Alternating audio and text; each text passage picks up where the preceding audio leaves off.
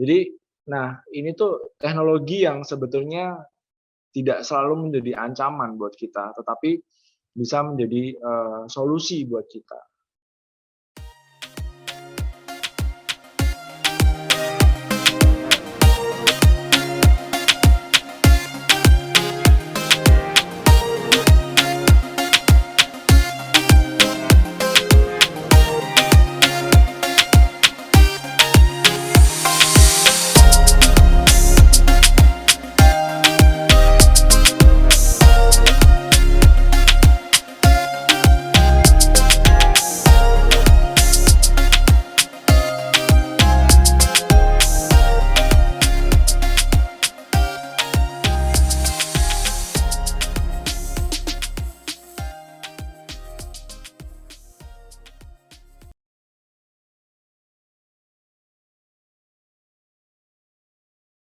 Selamat bergabung di acara talk show atau gelar wicara UMKM Go Digital seri yang kedua.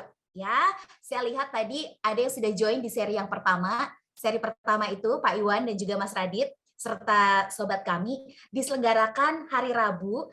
Tanggalnya tuh tanggal 12 Oktober yang lalu. Itu seri yang pertama. Nah, hari ini kita ada di seri yang kedua ya. Seri kedua tepat di hari Rabu tanggal 27 Oktober 2021 ya.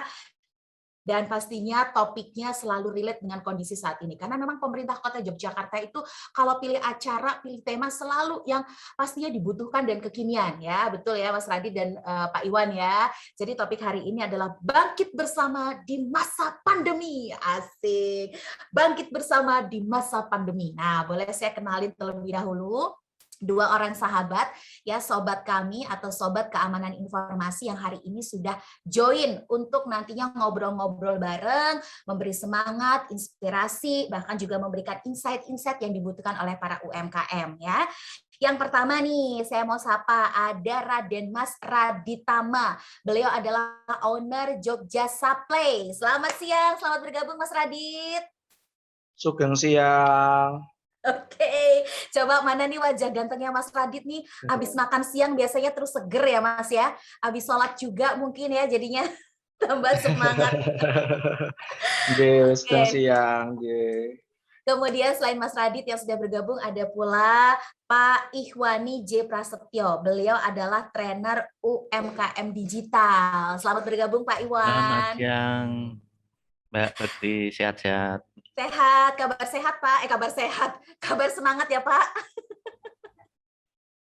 Luar biasa, langsung begini nih Pak Iwan ya, oke. Wah luar biasa, dan acara siang hari ini merupakan sebuah acara yang hasil kerjasama sangat baik antara Dinas Komunikasi Informatika dan Persandian Kota Yogyakarta yang bekerja sama dengan Sarana Infotekno Mitra Solusi. Boleh kita berikan aplaus untuk kita semuanya ya, sobat kami. Oke, sebelum saya lanjutkan, izinkan kita semua akan membuka acara ini dengan berdoa menurut agama dan keyakinan masing-masing, supaya kebersamaan kita berjalan dengan lancar, semua bisa mengikuti dengan baik, dan mendapatkan manfaat yang maksimal. Baiklah, sobat kami, mari kita membuka acara ini dengan doa menurut agama dan keyakinan masing-masing. Berdoa, dipersilahkan.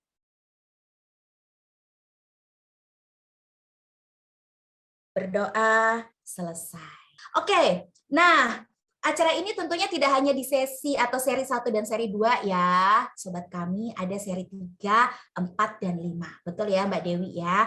Nanti kita mau kasih tahu informasinya. Kapan tuh seri 3, 4, dan 5? Yang jelas bulan November, betul ya? Bulan November 2021 acaranya, jadi nggak mungkin bulan ini karena tinggal beberapa hari aja. So ditunggu aja, jangan lupa follow Instagram @sobatkami, SOB angka 4 T K angka 4 MI. Jadi gampang banget nyarinya di Instagram @sobatkami. Informasinya ada di sana. Termasuk pelatihan-pelatihan yang hampir tiap hari ya Pak Tri dan Mbak Dewi selalu diadakan karena memang benar-benar pemerintah tuh support banget untuk para UMKM supaya lancar go digitalnya. Oke, tanpa berpanjang kali lebar, izinkan saya mempersilakan Mas Radit dengan sebuah pantun. Asik ya. Siap cakep gitu ya sobat kami ya. Kalau saya nanti ucapkan pantun langsung disambut cakep gitu. Boleh juga dari kamera loh Pak Iwan langsung gini. Cakep. Gitu. Gimana Pak Iwan cakepnya Pak? Iya. Gini. Oke. Jadi habis pantun nanti Mas Radit langsung cus gitu ya. Baiklah. Buah nangka, buah durian. Buah salak, buah kesemek. Buah ceri, buah sirsat, itu nama buah-buahan. Wah, ini belum pantun nih. belum, pantunnya belum. Baru pemanasan. Diketawain saya nih sama peserta ya. Oke. Buah durian, buah jambu. Lebih enak lagi, buah duku. Betul ya? Teruslah tambah wawasanmu dengan belajar dan baca buku. Oke, cakep. Pak Tri mau membalas pantun juga boleh loh. Oh, nanti. Oh, baik. Yang berikutnya satu lagi pantun ya Mas Radit, mohon izin ya Mas Radit ya. Ini emang MC-nya kokean pantun ya atau enggak apa-apa. Biar kita makin terhibur dan semangat ya. Baik, yang berikutnya. Kiri racun, kanan madu. Ngomong racun sama madu ya Pak Iwan ya. Tapi benar ini, kiri racun, kanan madu. Mana satu yang kamu mau? Sobat kami semakin maju. Kelas UMKM Go Digital yang bermutu. Oke. Baik. Matur nuwun Pak Tri. Nanti ditunggu pantun balasannya ya. Monggo Mas Radit disilahkan Mas. Sugeng siang. Assalamualaikum warahmatullahi wabarakatuh. Salam sejahtera untuk kita semuanya. Semoga Bapak dan Ibu senantiasa dalam perlindungan Allah Subhanahu wa taala, Tuhan yang Maha Esa, diberikan kesehatan, kelancaran, murah rezeki, dan juga dimudahkan segala usahanya. Yang terhormat, kami sampaikan kepada pemerintah Kota Yogyakarta, dalam hal ini Dinas Komunikasi, Informatika, dan Persandian, yang saya hormati Bapak Tri Haryanto, dan juga ada Pak Iwan J. Prastyo, kemudian Ibu Magdalena, dan juga teman-teman dari Dinas Komunikasi, Informatika, dan Persandian, dan juga khususnya yang mungkin tidak ada di forum siang hari ini, salam hormat nanti Pak Tri Haryanto kagem Bapak Wali Kota Yogyakarta dan juga Bapak Wakil Wali Kota, Bapak Haryadi Suyuti dengan Pak Heri Purwadi. Terima kasih sebelumnya atas kesempatan dan juga waktu yang diberikan kepada kami untuk siang hari ini sharing begitu ya Mbak Magda dan juga Bapak Ibu sekalian, karena memang semangatnya adalah forum siang ini kita untuk sharing, untuk diskusi, ngobrol santai dari berbagai arah, tidak hanya dari saya, tidak hanya dari moderator, tidak hanya dari dinas, tapi kita semuanya saling melengkapi, saling bertukar pikiran, inspirasi, pengalaman, untuk sama-sama kita sebagai pelaku UMKM, khususnya di Kota Yogyakarta ini, untuk terus semangat, apalagi dalam kondisi pandemi ya, yang masih tidak menentu. Alhamdulillah sampai dengan hari ini Kota Yogyakarta juga sudah turun levelnya begitu ya Pak Tri ya, sudah di level 2 ya Pak ya untuk PPKM-nya. Mudah-mudahan insya Allah di masa-masa mendatang akan semakin lebih baik, dan terutama pemerintah juga selalu support untuk seluruh masyarakat Yogyakarta dan juga para pelaku usaha. Baik, tidak perlu berpanjang kali lebar. Kami kemarin menerima dawuh nih dari panitia untuk sharing. Nah, ini coba saya tampilkan untuk materinya.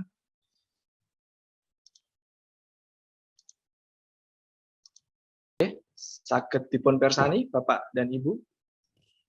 Jelas. Jelas, Mas Radit, jelas sekali. Oke, baik. Ini kami mohon maaf sebelumnya kalau materi yang kami share ini masih kurang representatif. Jadi kira-kira ini nanti kami sedikit bercerita mengenai apa sih Jogja Supply Group, apa sih yang ada di dalam Jogja Supply, kemudian kapan usaha ini mulai pertama kali dirintis, kemudian bagaimana perjalanannya sampai akhirnya datang pandemi COVID-19 dan sampai pada hari ini kondisinya kayak gimana nih gitu kan, supaya cerita dari pengalaman ini bisa menginspirasi dan bisa menjadikan pengalaman juga buat teman-teman yang lain.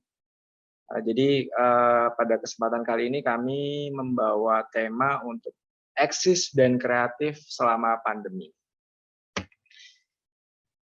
Oke, sebelumnya saya mungkin perkenalan diri sedikit, Mbak Magda ya, Bapak Ibu sekalian, bahwa nama saya RM Raditama, saya lahir di Yogyakarta pada tahun 1988, lulusan strata 1 dari Fakultas Hukum di Universitas Islam Indonesia di Yogyakarta.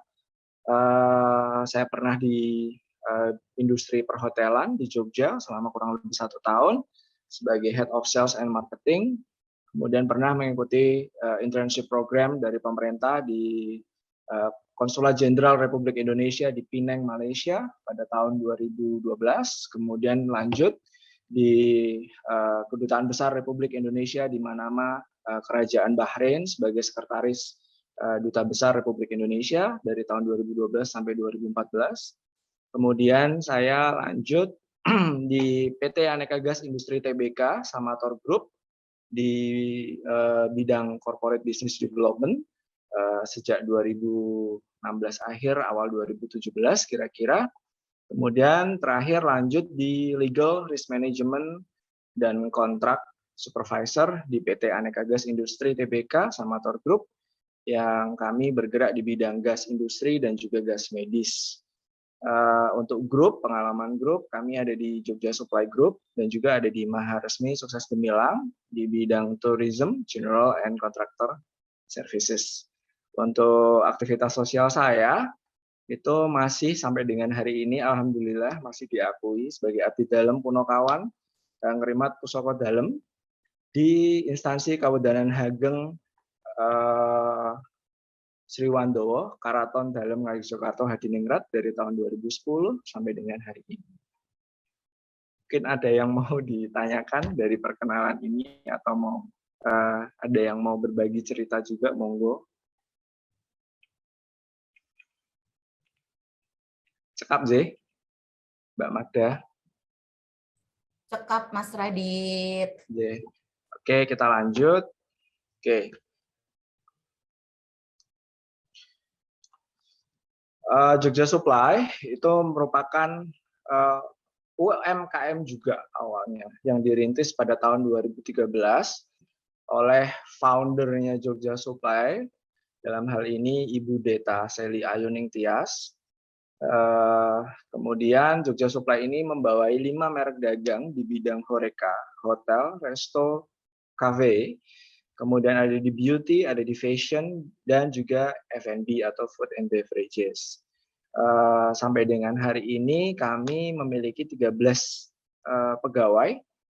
Itu macam-macam ya, ada yang dari tim admin, kemudian ada dari tim desain, kemudian ada juga tim operasional yang ada di lapangan, yang ada di gerai-gerai kami. Kemudian untuk Jogja Supply Group ini beralamat di Suryo Diningratan, Mantri Jeron, Kota Yogyakarta. Nah, kemudian 5 merek dagang ini apa aja sih? Nah, ini detailnya. Yang pertama adalah kita bicara milestone deh. Untuk milestone sendiri berawal di tahun 2013, merintis Jogja Supply ya, itu dibuka pertama kali secara online. Itu berawal dari kita mencoba mengakomodir kebutuhan dari kafe-kafe, kemudian juga dari restoran yang masih skalanya mid low, menengah ke bawah, itu kita untuk memasok bahan baku minuman. Kemudian di tahun 2015 kami mencoba untuk buka toko secara offline itu pertama kali justru di rumah. Jadi betul-betul semangat UMKM, betul-betul home industry lah. Kemudian seiring bertambahnya permintaan, kemudian juga trennya semakin lebih bagus, kami mencoba memberanikan diri untuk membuka toko offline di tahun 2018 yang tidak di rumah tetapi berlokasi di luar rumah, yaitu di Jalan Raya Yogyakarta Bantul, kurang lebih sekitar beberapa meter saja di sebelah selatan SPBU Jalan Bantul, Kota Yogyakarta. Masih di tahun yang sama, kemudian kami merintis untuk membuka bisnis just tip ya, atau jasa titipan fashion, pakaian dengan penjualan secara online dengan nama Sally & Co Boutique. Kemudian di tahun yang sama juga kami membuka unit bisnis baru, yaitu Beauty Initials. Itu untuk mengakomodir kebutuhan masyarakat, konsumen itu berkenaan dengan beauty, skincare, beauty dan skincare. Kemudian kami membuka gerai pertama kali di Galleria Mall Kota Yogyakarta, dengan sebelumnya kita lebih dulu ada mengikuti beberapa event yang ada di mall-mall begitu ya. Jadi dari berbekal pengalaman itu kayaknya oke deh kita coba buka. Kira-kira seperti itu. Kemudian berkembang tidak hanya di Kota Jogja, tetapi juga di Solo dan Semarang. Solo itu nanti di mana, Semarang di mana nanti akan ada di slide berikutnya. Kemudian lanjut di 2019, Sally & Co Boutique akhirnya membuka toko offline gerai itu di kawasan Babarsari, Yogyakarta. Di tahun yang sama, di 2019, kami mencoba membuka unit bisnis baru, Passion Scarf. Ini karena kita melihat adanya tren ya. Lagi-lagi karena kami coba melakukan riset kira-kira masyarakat itu apa sih, karena kan masyarakat itu kan selalu dinamis ya, kebutuhannya itu selalu variatif, nggak mungkin hanya itu aja. Nah akhirnya muncullah ide kita untuk coba membuka bisnis scarf. Nah scarf ini seperti yang sudah Bapak Ibu ketahui itu ada yang memang betul-betul scarf, kemudian ada hijab, kemudian ada beberapa aksesoris pendukung lainnya. Terakhir unit bisnis kami buka di tahun 2020, sama berawal dari online, seperti yang Bapak Ibu sering ikuti forumnya yang diselenggarakan oleh Dinas Kominfo Sandi ya. Jadi memang online. Selalu breaking through-nya itu adalah via online karena efisiensinya, kemudahannya, efektivitasnya. Jadi kenapa enggak untuk dimulai mencoba untuk kita mengetahui bagaimana pasar, bagaimana daya minat masyarakat itu bisa dan patut dicoba memang berawal dari secara online. Nah ini sampai akhirnya 7 bulan berikutnya kami membuka gerai offline itu di Ambarukmo Plaza. Lanjut. Nah seperti yang sudah kami sampaikan tadi, Jogja Supply sendiri itu berawal kami rintis di 2013. Kemudian untuk produk-produk yang dimiliki Jogja Supply itu antara lain cafe equipment, kemudian ada bahan baku minuman, seperti yang tadi kami sampaikan bahwa Jogja Supply itu memang betul-betul diawali dari penjualan bahan baku minuman. Nah, bahan baku minuman ini kami produksi sendiri. Secara raw material memang tidak, kami ada ambil dari supplier, kemudian kami punya ingredients, kami punya menu yang kami coba ciptakan, kami olah, kami trial and error, kemudian akhirnya kita bisa menciptakan kreasi menu-menu yang yang sesuai dengan kebutuhan, permintaan masyarakat.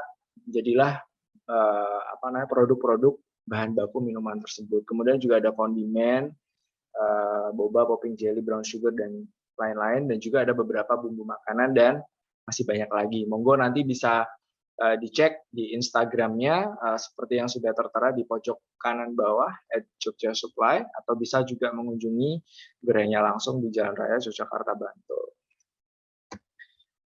Lanjut, ini adalah Beauty Initials. Jadi Beauty Initials ini adalah mengenai produk-produk kecantikan, kemudian juga ada beberapa kosmetik, skincare, sampai akhirnya untuk ini ya, seperti apa ya, seperti drugstore begitu ya. Jadi semakin tahun semakin kami tambahkan koleksi produk-produk yang kami miliki. Dan kemudian untuk cabang sendiri, seperti yang sudah disinggung di awal, kami ada di Solo, itu The Park, Solo Grand Mall, Solo Square. Tetapi karena pandemi, lagi-lagi karena pandemi ya kami harus memutar otak bagaimana caranya bisnis tetap lanjut, tetap eksis, tetapi ya kita harus rubah bisnis plan-nya, kita harus rubah strateginya, ya mau nggak mau kita harus satu langkah mundur ke belakang untuk bisa lari lebih kenceng. Ya mungkin saat ini yang terbaik adalah kita menutup beberapa cabang yang ada di Solo, termasuk yang di Semarang juga sama, di Paragon Mall kita tutup. Kemudian untuk Jogja sendiri yang masih eksis tinggal di Ambarukmo Plaza. Untuk yang Galeria dan juga Jogja City Mall juga kami tutup. Nah, strategi ini, cara ini itu kita lakukan dengan pertimbangan dan juga perhitungan karena kondisinya tidak menentu. Kemudian pemerintah juga sendiri cukup kesulitan ya memberikan kepastian kepada masyarakat, sehingga kita nggak bisa sebagai pelaku usaha itu untuk selalu bergantung dengan pihak-pihak lain gitu loh. Jadi lebih kepada ya sudah, apa sih yang bisa kita kerjakan, apa sih yang kita bisa upayakan, sehingga kok sepertinya ini kita harus usaha dengan cara kita sendiri. Akhirnya ya mau nggak mau kita harus take one step back gitu ya, untuk bisa lompat dan lari lebih kencang ke depan. Mudah-mudahan harapannya insya Allah keadaan lebih membaik, jadi kita bisa develop lagi, bisa tumbuh lagi untuk bisa membuka gerai-gerai lainnya. Nah, ini Passion Scarf ya. Passion Scarf ini lokasinya juga sama, ada di Ambarukmo Plaza. Kalau dengan yang Beauty Initial ini kira-kira depan-depanan lah. Ada di lantai LG Ambarukmo Plaza. Jadi di sebelah mana ya itu? Sebelah seberangnya Carrefour lah ya kira-kira. Nah, ini kita awali di 2019 karena kita melihat tren ya, market itu apalagi melihat kebutuhan dan juga tren fashion anak-anak muda terutama ya, itu kan alhamdulillah juga semakin banyak orang pakai hijab, semakin banyak orang mengkreasikan tampilannya, outfitnya dengan scarf gitu kan. Akhirnya ya sudah kita coba ikuti itu, dan akhirnya 2019 kami memulai, dan berbekal modal alhamdulillah nggak terlalu banyak juga nggak terlalu sedikit, sekitar kurang lebih ya 5 juta rupiah, kami mencoba menciptakan sebuah varian-varian hijab berwarna dan bermotif.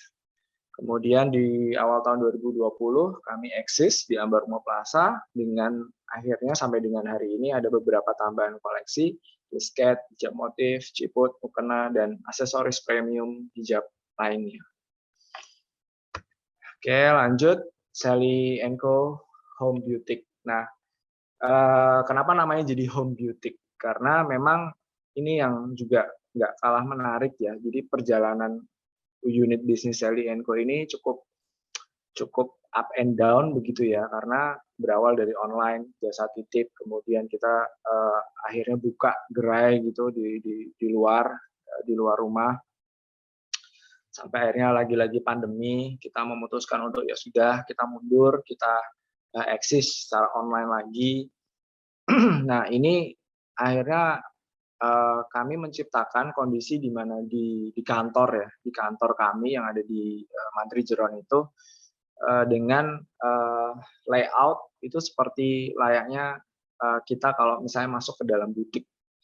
Jadi kan sekarang konsep penjualan fashion pakaian itu kan sedang trennya seperti itu ya. Jadi tidak perlu ada offline store di luar, kita bisa memanfaatkan rumah, kantor untuk kita sedikit rubah layoutnya, backgroundnya di dinding untuk bisa jadi layout layaknya butik ya di offline store di luar.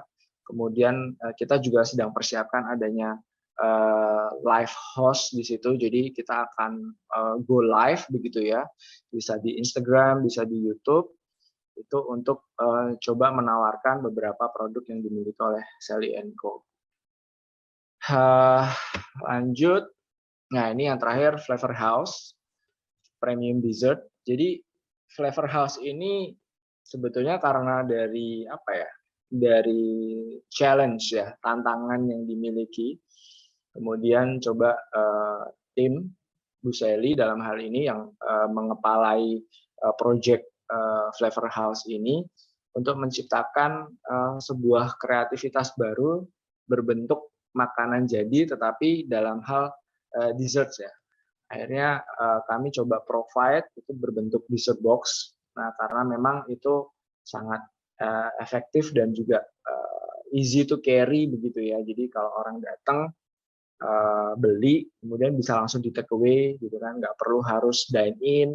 Jadi ya ini langsung bisa dinikmati, bisa dalam perjalanan pulang ke rumah atau untuk bekal meeting atau mungkin nanti untuk dibagikan juga ke teman kolega sebagai sebuah apa ya, oleh-oleh ataupun merchandise ataupun apapun itu bentuknya. Nah, kami punya pemikiran sesuatu hal yang simple tapi bisa ngena karena memang Flavor House ini kita hanya memakai premium ingredients ya. Jadi kalau teman-teman itu banyak menemukan konsep dessert box di Jogja ataupun di luar Jogja dengan berbagai ukuran, dengan berbagai pilihan flavor, rasa begitu ya. Tetapi boleh dibandingin Flavor House ini karena pakai ingredients-nya itu premium, jadi secara rasa itu sangat bisa dibandingkan. Nah, ini menjadi salah satu yang kami tekankan karena mungkin orang jualan sate ayam itu banyak ya, orang jualan bakso banyak. Tapi apa sih yang dalam sebuah usaha itu yang bisa kita itu bisa beda? Bagaimana kita meninggalkan kesan kepada customer itu untuk customer itu mau balik lagi karena memang secara QC quality control kemudian secara pelayanan itu memang kami bisa kasih yang beda. Nah akhirnya diputuskan ya sudah berarti kita nggak boleh setengah-setengah, berarti ya semuanya harus premium dan untuk secara harga juga sangat terjangkau ya, sangat terjangkau dan apa namanya pelayanan itu yang paling penting. Jadi selain kita membuka gerainya secara offline, kami di unit bisnis kami juga bekerja sama dengan beberapa apa ya pelaku operator online begitu ya seperti Gojek, Grab, kemudian Shopee. Kami juga menawarkan produk-produk kami di marketplace begitu ya, Tokopedia, kemudian Shopee juga dan beberapa strategi yang nanti kita lebih lanjut bisa ulas bersama. Oh iya, saya sempat kelupaan ini awalnya modalnya cuma 1 juta, tertulis di sini 1 juta itu memang betul-betul modalnya 1 juta karena memang benar-benar hanya untuk beli packaging, beli bahan, kemudian apa ya, beli paper bag kira-kira begitu ya. Karena pada saat dimulai kan ini dilakukan secara daring ya dari kantor, dari rumah sendiri. Jadi untuk memulai sebuah unit usaha, sebuah bisnis, sebuah apa ya, kreasi yang teman-teman mau ciptakan itu jangan berpatokan kepada harga atau biaya atau cost expenses-nya yang wow gitu. Ya belum tentu gitu. Bagaimana kita menciptakan sesuatu yang berbeda itu adalah yang pertama pasti dari produk, kualitasnya, kemudian bagaimana kita nanti ke depan mempertanggungjawabkannya kepada customer, kemudian bagaimana kita memberikan pelayanan. Fokusnya sih lebih ke situ ya. Nah, ketika dihitung ternyata oh nggak besar begitu.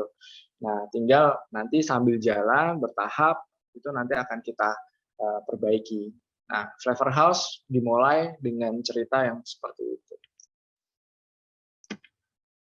Oke, ini kurang lebih ini ya, apa ya, historical perjalanan pandemi COVID-19 ya, dari mulai kapan apa namanya, ditetapkan oleh World Health Organization di tahun 2020, kemudian sampai akhirnya masuk ke Indonesia, sampai akhirnya masuk ke Yogyakarta, sampai akhirnya itu berimbas kepada kita semuanya, para pelaku usaha ya. Jadi bagaimana pada saat itu mulai Maret 2020 pemerintah Kota Yogyakarta sudah menetapkan pembatasan ya kegiatan belajarnya, kemudian penerapan work from home, kemudian pembatasan dine in, sampai akhirnya di 1 bulan kemudian ada pembatasan jam operasional, mana yang kritikal, mana sektor yang nggak kritikal, itu akhirnya mulai di apa ya, klasifikasikan begitu ya, yang tadinya dari jam 8 kita udah buka sampai jam 10, akhirnya hanya bisa jam 11 siang sampai jam 8 malam dengan menjalankan prokes. Kemudian 3 Juli 2021 ini momen yang berat ya buat kita semua lah ya. Buat kami juga di Juli 2021 ini adalah pencanangan PPKM darurat, di mana semua mall perbelanjaan itu ditutup hingga 25 Agustus, berarti kurang lebih ya sebulan lebih lah ya, sebulan lebih, hampir 2 bulan. Karena PPKM itu kan apa ya, terus berjalan terus, diperpanjang, dan akhirnya sampai akhirnya diberlakukan PPKM darurat. Akhirnya juga kami sudah bisa mulai buka, tapi juga masih ada keterbatasan. Nah, mungkin sebelum saya lanjut, Mbak Mada, mungkin kalau monggo ada yang mau sharing, ada yang mau bertanya.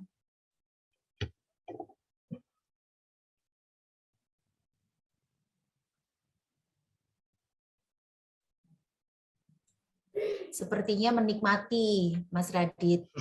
Menikmati Menikmati ya. perjalanan suka duka dari Jogja Supply ya. Dari waktu ke waktu sampai yang terakhir tuh nyesek juga rasanya ya. Kayak membaca peta perjalanan UMKM masing-masing gitu loh Mas Radit. Ya, kok aku ya ya Mas gitu rasanya tuh. Langsung Betul. menatap dengan mata nanar gitu ya. Oke, baik. Betul. Monggo dilanjut Mas Radit. Nanti saya bantu kalau ada yang ini ya ingin bertanya Baik, atau matur nuwun. memberikan istilahnya apa sharingnya. Ya, monggo Mas Radit. Jadi betul tadi yang disinggung oleh Mbak Magda ya. Jadi benar-benar dari perjalanan 2020 sampai dengan hari ini ada banyak hal yang kita lakukan, dan juga ada banyak hal yang kita tidak bisa lakukan. Dari omset yang alhamdulillah pada saat itu sangat signifikan, tiba-tiba falling down gitu ya, free fall, terjun bebas sampai nggak karu-karuan. Jadi sangat menyedihkan, dan terutama yang membuat kami sedih adalah teamwork ya. Jadi tadi kalau kami singgung ada 13 pegawai, itu sebelumnya lebih ya, puluhan pegawai kami tidak bisa pertahankan. Dengan berat hati kami akhirnya berpisah untuk bekerja sama dengan menyisakan 13 orang tim yang memang kita nilai, kita assess, memang mereka yang selama ini bisa lebih tangguh lah daripada teman-teman yang lain. Tapi insya Allah lah, next time ketika keadaan membaik, nggak menutup kemungkinan, kita semangatnya pokoknya harus tumbuh, intinya itu. Oke, lanjut. Nah, ini sebetulnya bukan patokan ya, tetapi ini adalah beberapa hal yang kami coba terapkan ya untuk eksis dan kreatif dan selama masa pandemi itu gimana sih. Jadi nggak banyak, cukup ada 3 yang kami underline. Yang pertama mengenai bagaimana kita kreatif untuk melihat peluang bisnis. Kemudian yang kedua, bagaimana kita mencoba untuk mengikuti tren belanja konsumen.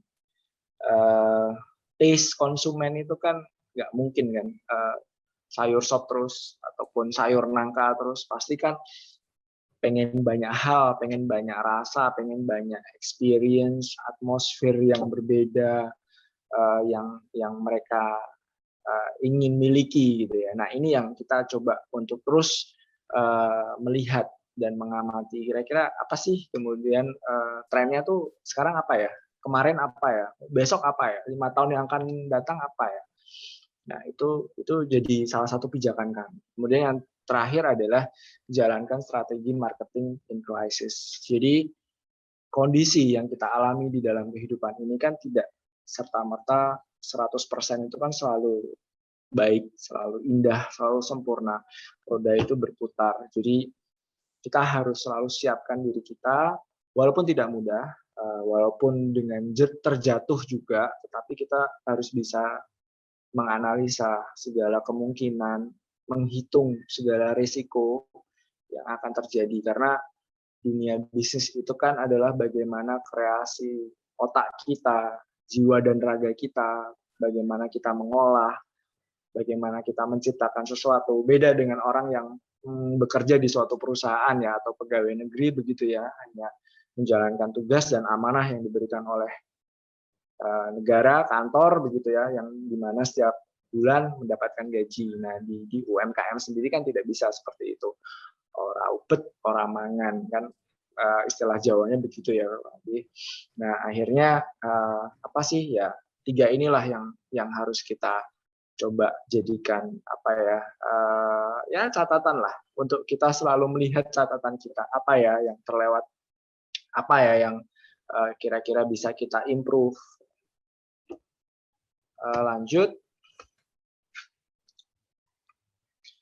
Nah, kreatif melihat peluang bisnis. Di sini sih tulisannya, saat permintaan turun, sebaiknya Anda segera mengantisipasi ketersediaan produk dan segera beradaptasi dengan tren dan kondisi pasar di tengah pandemi atau di tengah kondisi apapun ya, karena saat ini yang kita alami adalah pandemi.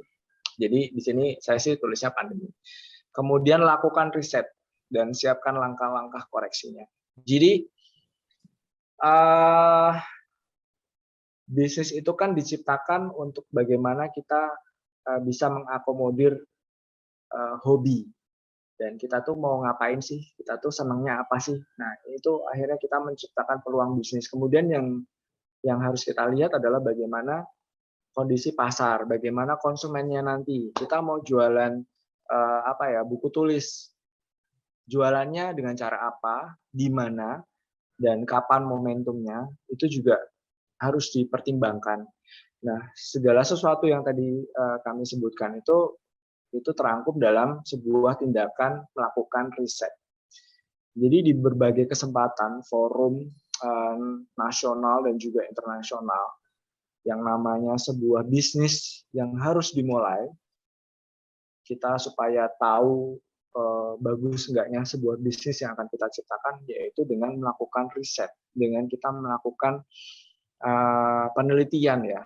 Tidak harus yang secara rigid, tetapi kita betul-betul mencoba untuk kita melakukan penelitian, kita observasi, kita amati lah. Kira-kira kita mau bikin apa sih? Kemudian siapa ya yang mau beli? Siapa sih yang bakal suka produk kita? Kemudian momentumnya kapan? Terus dengan cara apa? Nah, kalau yang sudah diselenggarakan sama Dinas Kominfo Sandi kan bagaimana kita memanfaatkan usaha-usaha yang digeluti oleh para pelaku UMKM kan secara daring, secara online. Nah, kalau memang itu yang terbaik, ya lakukan. Kemudian caranya gimana? Marketplace-nya apa? Kita melakukan riset terhadap marketplace itu. Kita melakukan riset penjualannya, menawarkan produknya mau secara apa? WA kah? Cukup? Perlukah sosial media yang lain? Kemudian sosial media apa sih yang sekarang lagi hits, yang lagi happening, yang lagi hype begitu ya kalau kata generasi milenial sekarang. Kemudian sasarannya siapa? Sasarannya itu apakah anak muda, pelajar, ataupun yang sudah usia dewasa, pegawai, atau wira swasta, kan itu tergantung dari produk yang teman-teman mau ciptakan nih apa gitu. Kalau di Jogja Supply sendiri, dari yang Jogja Supply-nya ya, itu kan jelas bahwa sasaran kami adalah para pelaku usaha. Jadi pelaku-pelaku usaha ini kan juga butuh support ya. Kami pun di Jogja Supply juga butuh support dari pelaku usaha yang lain. Sehingga Oh, lebih ke situ. Berarti sebetulnya lebih B2B ya, business to business. Goal-nya ke sana. Tetapi kita tidak mungkin menciptakan suatu hal yang besar tanpa memulai hal yang kecil. Sehingga ya kita coba secara door to door, dari link, dari perkenalan, dari circle kecil-kecil kita yang kita miliki. Nah, dari situ terus berkembang, terus tumbuh, akhirnya kita bisa dapat menggrab market yang lebih besar. Kemudian setelah riset itu tadi, kemudian langkah-langkah koreksinya apa sih? Gitu loh. Jadi kayak, oh iya kita mau menyasar marketnya ABC, produknya A dan B misalnya. Kemudian apabila itu tidak sukses, alternatifnya apa? Kemudian plan B-nya apa? Plan C-nya apa?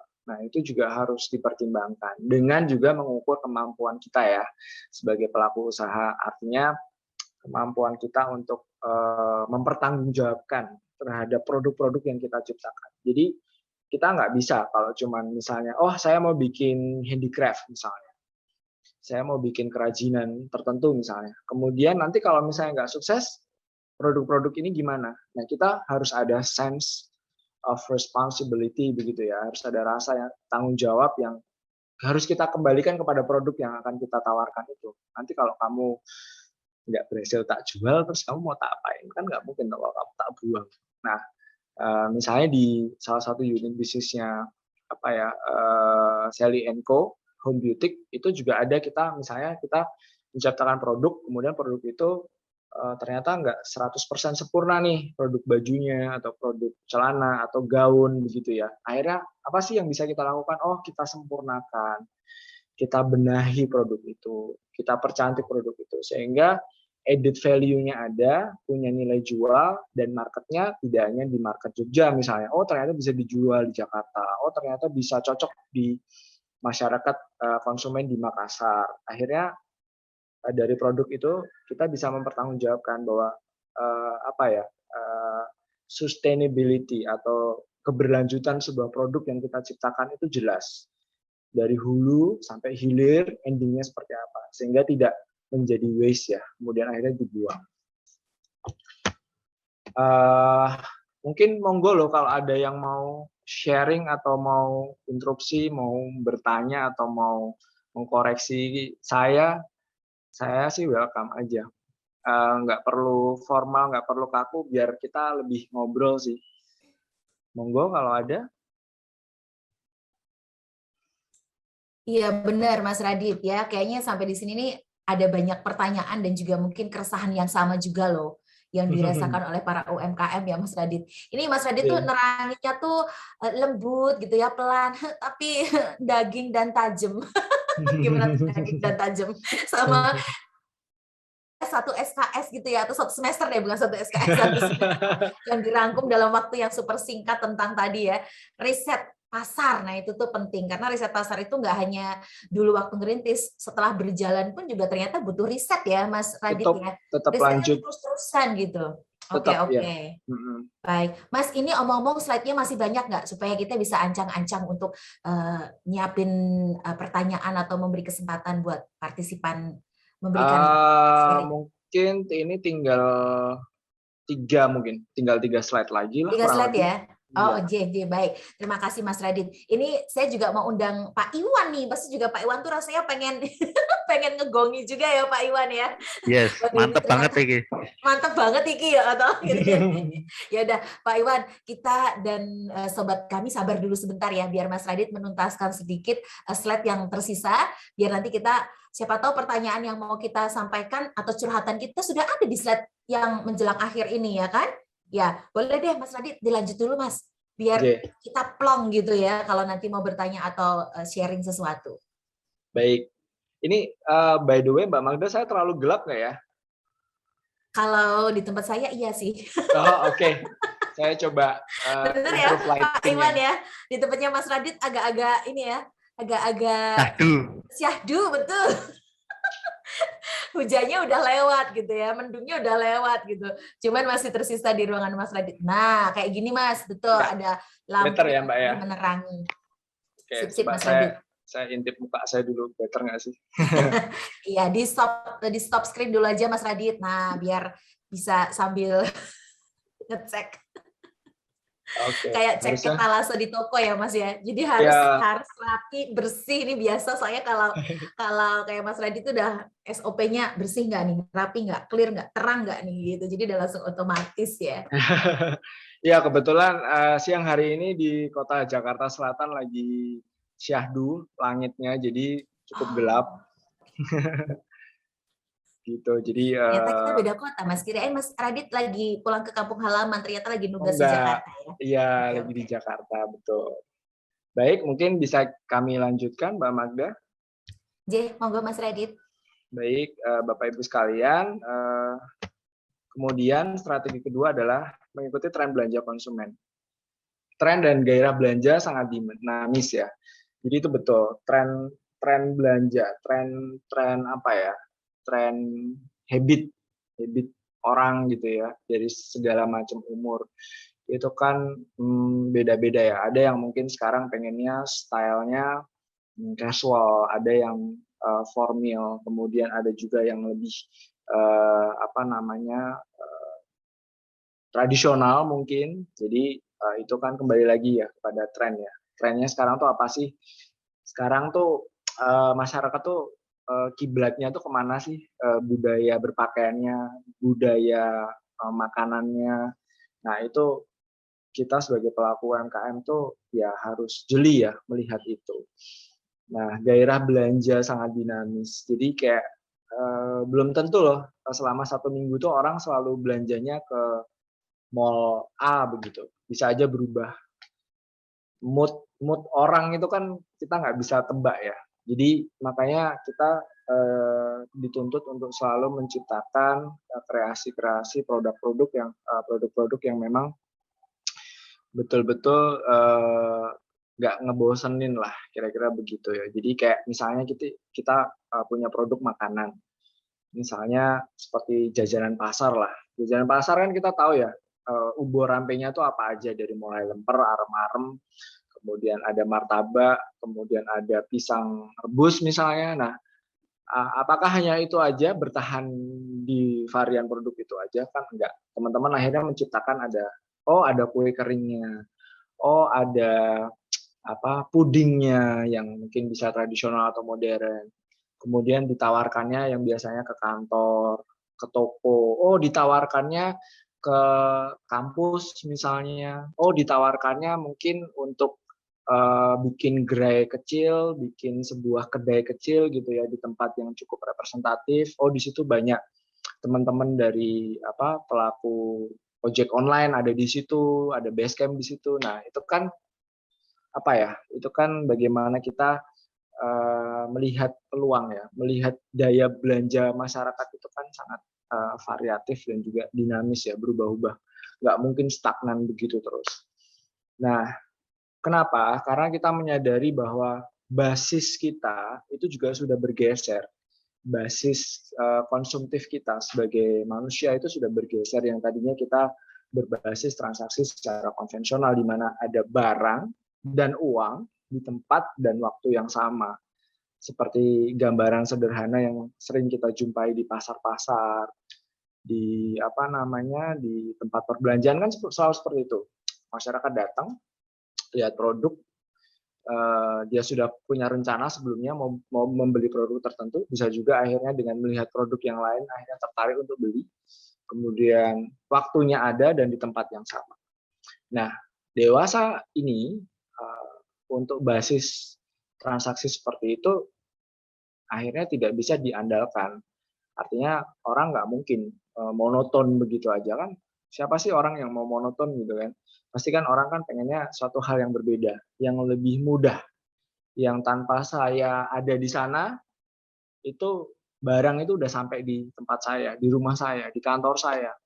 Mau makanan, mau belanja baju, mau cari equipment, mau cari software mungkin, mau beli apapun lah.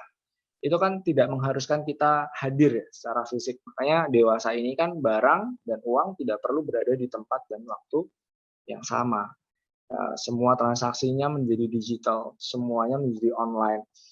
Kemudian ada marketplace seperti yang teman-teman tahu, kemudian juga ada sosial media yang begitu luar biasa banyaknya, kemudian ada e-wallet, kemudian juga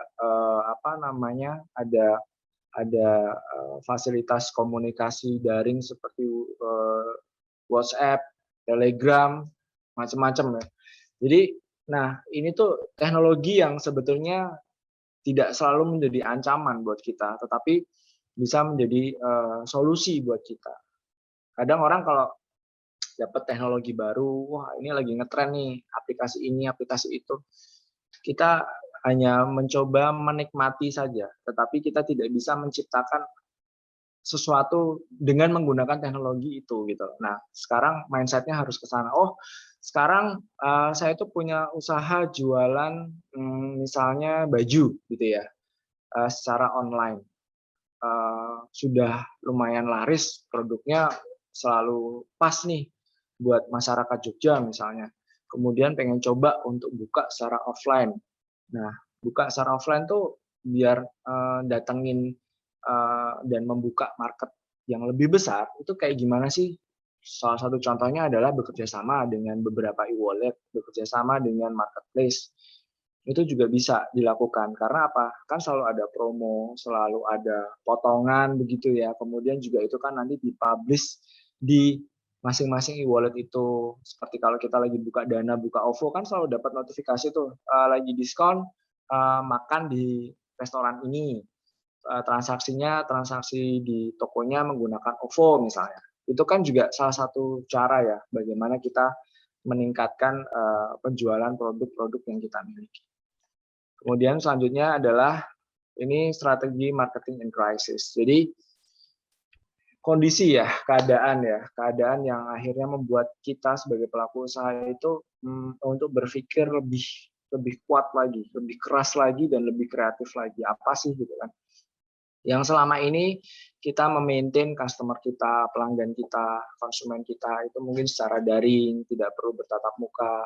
Kemudian semuanya bisa dilakukan dari jarak jauh menggunakan handphone begitu ya. Cukup dengan handphone aja untuk deal tertentu, untuk negosiasi tertentu sudah bisa selesai. Nah, dengan keadaan yang sedang tidak berada di pihak kita seperti pandemi COVID-19 ini, akhirnya tim kita yang ada di Jogja Supply ya mau nggak mau harus direct customer approach, harus apa ya, sales call, harus benar-benar kita mencoba membuka market gitu kan, market yang memang market baru atau para konsumen yang kemarin sempat vakum karena COVID, kemudian tiba-tiba mereka sudah siap, sudah buka lagi. Nah itu kan perlu special treatment ya, perlu di approach lagi customer itu. Oh iya, mungkin customer saya kemarin yang di Surabaya tutup, oh sekarang udah buka belum ya? Nah itu coba dikomunikasikan. Atau kalau perlu misalnya jaraknya dekat, terjangkau gitu ya, coba coba didatangi begitu ya. Kemudian diajak ngobrol, discuss, ada kendala apa, terus oh sekarang sudah bisa buka lagi, terus kebutuhannya apa sih? Kamu segmenmu apa, produk apa aja yang dari saya, yang dari kami yang bisa support kalian. Nah itu kan perlu pendekatan ya, tidak hanya kita aku bikin produk ini, aku jualannya begini, kemudian selesai, kan nggak bisa seperti itu. Kedua, reprofiling produk, interface-nya dan juga media promosinya. Jadi produk-produk yang kita miliki itu, misalnya di Beauty Initial misalnya, kita punya produk skincare ada 3 macam. Nah, 3 macam produk skincare itu kan tidak mungkin kita terus-terusan bertahan dengan 3 produk itu. Harus kita cari tahu dari 3 produk ini ada nggak sih pengembangannya dari si produsen. Oh mungkin ada tambahan varian baru, atau mungkin ada yang hampir sejenis tetapi lebih bagus kualitasnya, atau mungkin kita cari dari kompetitor mereka, mungkin menciptakan produk yang lebih lengkap begitu ya, full package. Kemudian dari produk-produk yang kita miliki misalnya ada 20 varian, bisa nggak sih itu ditambah? Kemudian dikoreksi lagi dari 20 varian itu ternyata yang bagus saat ini setelah kita dihantam pandemi, kemudian melihat kebutuhan masyarakat yang nggak lagi berkiblat kepada kosmetik ya, tetapi kepada skincare, lebih pilih perawatan kan daripada dandan. Oh ternyata kita koreksi deh 20 produk jadi 12. Nah itu sangat lumrah dilakukan. Jadi reprofiling produk itu sangat lazim kita lakukan di semua unit bisnis kita.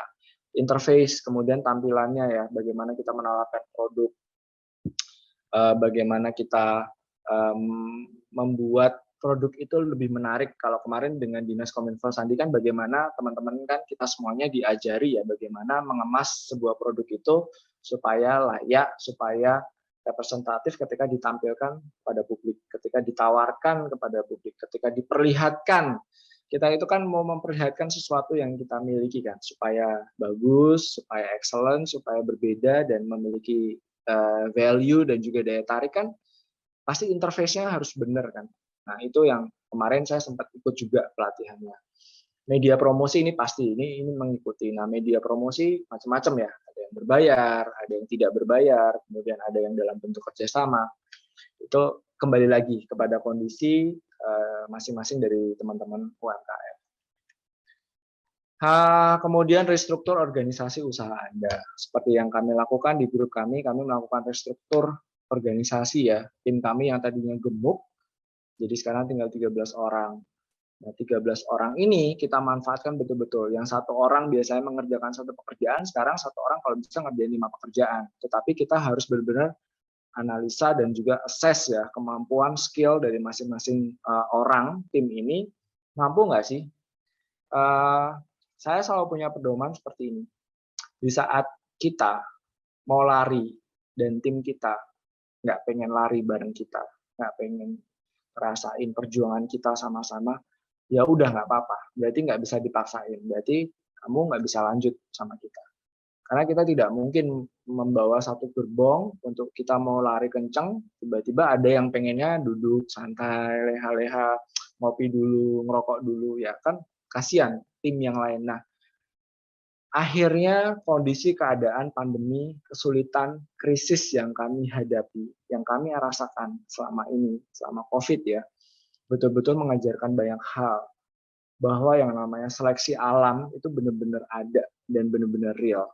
Jadi orang-orang yang memiliki kompeten adalah orang-orang yang pastinya bertahan. Orang-orang yang tidak komit, orang-orang yang tidak bisa struggle begitu ya untuk apa yang dia kerjakan ya pasti akan tereliminasi.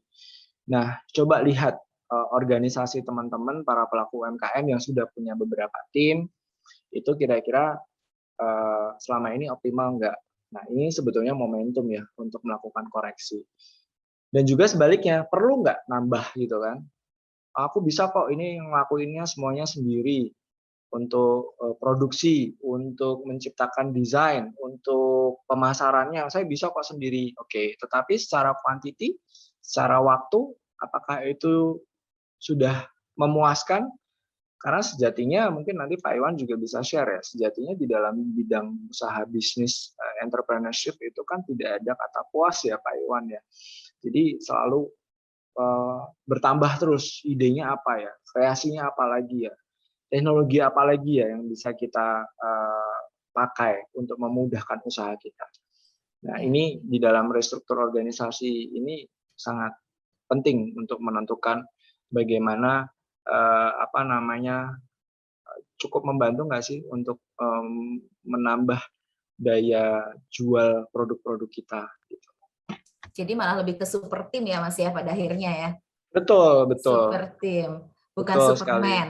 Oke. Ya, tidak selamanya kita bisa jadi Superman kan. Iya, betul-betul.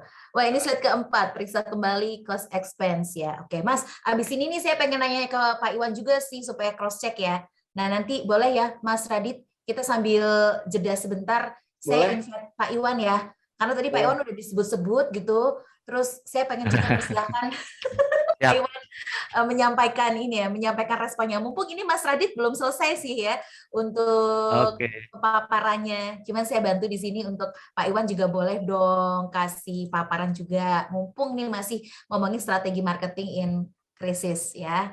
Oke, monggo Pak Iwan. Ya, jadi ada banyak pointer yang sudah saya catat ini sebenarnya nih. Ada 1, 2, 3, 4 mungkin, Mbak Betty. Oke, 4. Jadi dari presentasi yang sejak disampaikan dari sharing pengalamannya Jogja Supply yang disampaikan oleh Mas Radit tadi, ada banyak yang menarik. Mentes, kalau istilah Jawa itu mentes ya, Pak ya? Mentas. Padet, Saya ini lengkap. mau spotlight Mas Iwan, cuman belum bisa di sini. Biar bisa Gimana? wajah Mas Iwan juga Oh, tertampil bentar. dengan Mas Radit gitu ya.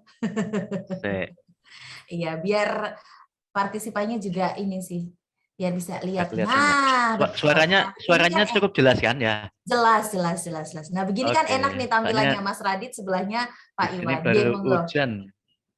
Iya, Jadi sama. ini mantap banget ini Mas Radit terus terang. Jadi karena ini kan pengalaman real dari orang yang melakukan usaha dan mungkin cukup 10 tahun itu bukan waktu yang hampir 10 tahun ya, artinya bukan waktu yang pendek gitu untuk sebuah usaha. Karena kalau bicara Jogja, dari pengamatan Jogja itu kan ada usaha yang hanya berdiri setahun tutup, tahu-tahu waktu diparanin lo kok wis hilang ya Mbak, warung ya Iya, terutama ya, hilang ya, bukan ganti nama yang ya. paling bukan ganti nama, jadi yang paling banyak Kukur. dinamikanya itu kalau di jalurnya Jogja itu adalah Jalan Kaliurang dari kampus bawah sampai ke atas itu, sama Jalan Kejayaan setahu saya sih yang cukup dinamis. Nah ini kan berarti ada satu rahasia tertentu nih, ini menarik banget tuh yang disampaikan Mas Hadi tadi, ada banyak clue-clue ya, kunci-kunci untuk tetap bertahan bahkan di era krisis yang kita semua terkena ini dampaknya. Kalau yang saya catat di sini mungkin ada beberapa yang mungkin menarik, entah nanti untuk digali lebih jauh, karena yang kami lakukan di bantu teman-teman di Kominfo Pemkot ini kan ada pelatihan utamanya digital ya, digital UMKM. Jadi selama sekarang ini berarti udah bulan hampir November, berarti 2-3 bulan, hampir 3 bulan. Beberapa sentra UKM yang mendapatkan fasilitas untuk wifi publik itu kan sama Pemkot juga diberi pelatihan digital UMKM.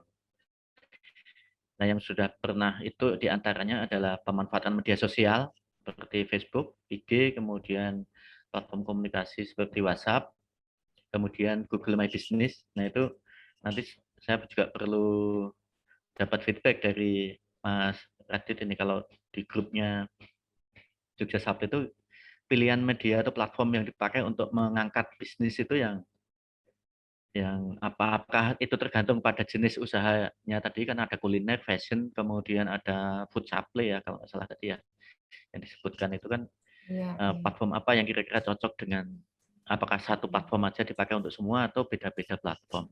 Wah, ini bisa langsung dijawab nih Pak Iwan. Tadi Ya soalnya Mas nanti perlu Radit juga ini ini ya. perlu dijawab. Tadi sharing Mas secara Mas Radit lebih ini loh, detail. Pak Iwan menyampaikan ini Iya. statement. Kalau ternyata pelatihannya Di IG bermanfaat ya. dan ada yang Oh, dipraktekin enggak. tadi. Ya, Iya. mudah-mudahan betul bermanfaat dan bisa dipakai oleh teman-teman peserta ini untuk menaikkan omset ya, terutama menaikkan usahanya. Oke, Pak Terus Iwan. milih platform itu sajanya gimana sih Mas ini? Ini satu dulu ini yang tentang media sama platform ini. Ya, monggo Mas Radit boleh dijawab. Ada 4 sih ini kayaknya nih. 1, 2, 3, 4. Ada 4 nanti yang saya. Ini yang pertama dulu aja kita obrolkan dulu ini. Supaya teman-teman yang kemarin udah mendapat pelatihan itu agak nyambung gitu dengan ininya. Oh ya, kalau apa pengalamannya dengan ini. Ya, jadi kalau misalnya platform kita dinamis Pak Iwan, kita nggak bisa bergantung hanya kepada 1, 2, 3 platform, nggak bisa. Jadi ada kalanya, oh ternyata kita juga melihat platform tertentu itu dia punya strategi apa sih di musim sekarang, di periode sekarang, periode yang akan datang. Itu kan juga mereka dinamis ya. Oh ternyata cocoknya sama platform A nih, sama B sama C. 3 ini dari sekian Mas banyak Radit, platform. kalau boleh sebut merek, platformnya apa tuh Mas? Misalnya WhatsApp bisnis, kemudian Instagram misalnya, atau pakai iklan atau gimana Mas? Boleh dong dibuka-bukaan aja Mas. Jadi semuanya sebetulnya kita pakai Mbak Magda, Pak Iwan. Semuanya kita pakai dari mulai WhatsApp, kemudian juga ada Instagram, ada Facebook begitu ya, kemudian juga ada Tokopedia, ada Shopee. Kita sebetulnya pakai. Cuman ada momen-momen tertentu di mana oh ya ini bisa kita pakai semuanya, bisa enggak. It depends dari marketplace itu juga. Kemudian it depends dari trennya konsumen. Karena ada loh konsumen yang dia nyaman dengan interface-nya Shopee tapi nggak nyaman dengan Tokopedia.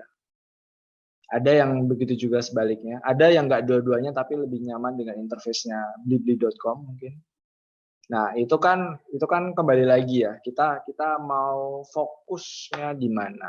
Jadi kita nggak mungkin untuk gebiah uyah semuanya, semuanya digarap. Akhirnya itu yang membuat kita nggak fokus. Tinggal kalau untuk riset oke lah kita coba. Nah, akhirnya kan dari riset yang kita lakukan kan kita akan bertahan kan dengan beberapa pilihan. Nah, itu yang perlu digarisbawahi. Tetapi bagaimana dengan platform lain yang kita tinggalkan? Ya, kita tidak perlu tinggalkan. Kita tetap memantau bagaimana nanti dinamika ke depan. Apakah bisa Shopee itu digeser oleh blibli.com? Nah, itu kan juga kita harus punya banyak referensi juga untuk hal itu. Oke, jadi terjawab tuh Pak Iwan. Mas Radit dan tim itu Mantap pakai ini. semua platform, mau yang e-commerce, tadi ya ada Shopee, Dinamis Tokopedia. intinya. Semuanya dipakai, WhatsApp bisnis, Instagram juga dipakai. Cuman memang untuk ketahui mana yang paling itu masih juga di riset ya Mas ya. Betul. Mana yang paling powerful misalnya. Ya, jadi selalu ada rekomendasi. evaluasi kan. Review itu kan selalu dilakukan dan dari dari Bu Sally sendiri sebagai founder kan juga masih memonitor ya. Jadi dari pekerjaan pemasaran, produksi semuanya kan masih dikontrol bareng sama tim gitu kan. Dan review ya, selalu ada review, bisa harian, bisa mingguan. Jadi aktivitas itu berjalan. Sistem itu berjalan, keberlanjutannya itu ada dari hulu sampai hilir tuh pertanggungjawabannya sejauh apa sih? Oke, jadi progresnya terpantau tiap saat gitu Pak Iwan. Bahkan tadi dibilangnya evaluasinya harian. Wah, berarti tiap hari ini harus kasih progres ini ya Pak Iwan. Saya jadi keinget dengan salah satu materi yang pertanyaan ding.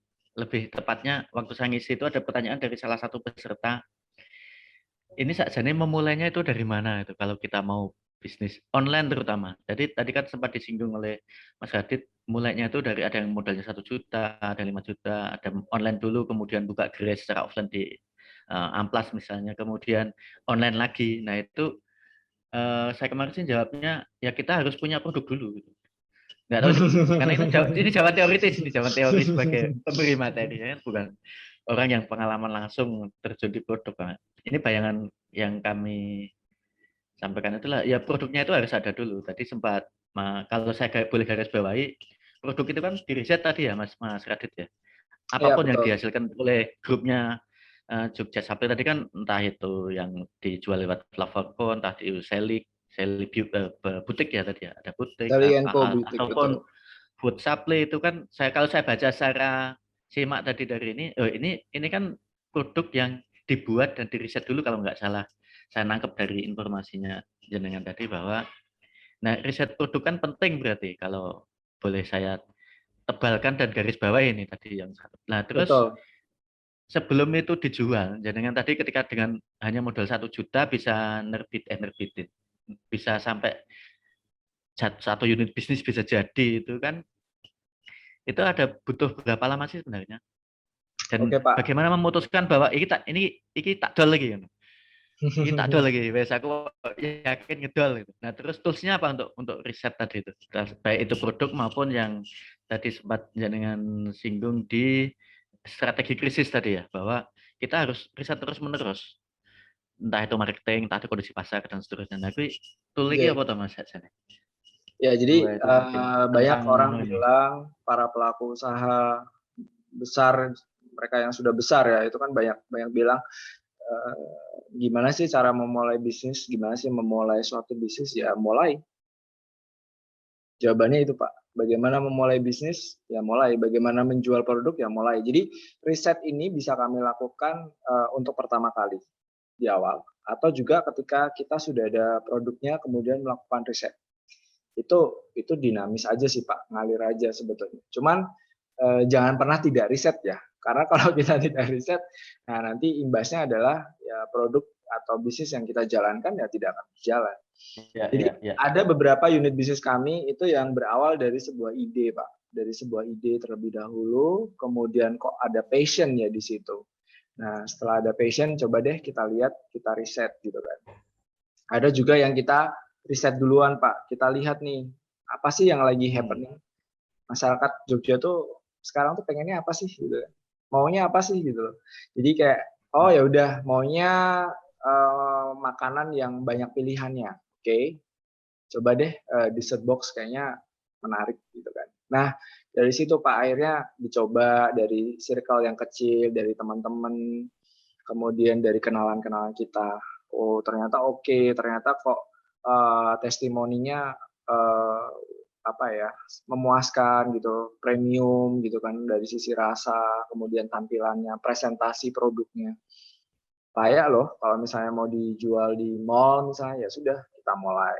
Kita tanya mallnya mana yang bagus, yang representatif, yang orang nggak bosen datang ke mall itu tuh mall mana sih gitu kan. Akhirnya kita pilih yang Baruma Plaza. Terus kita cari tahu di sana spotnya ada nggak, titiknya ada di mana kalau buka gerainya segala macam. Jadi panjang Pak.